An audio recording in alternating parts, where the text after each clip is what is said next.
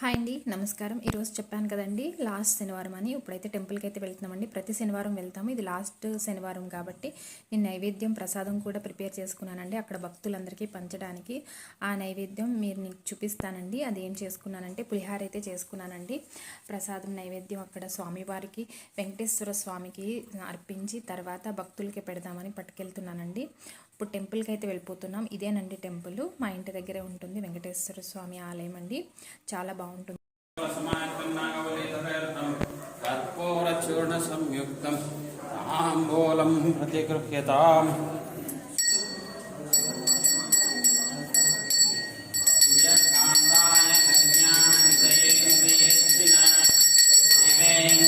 ఇక్కడ ఆంజనేయ స్వామి అండి, గుడి లోపలే ఉంటాయి గంగమ్మ తల్లి,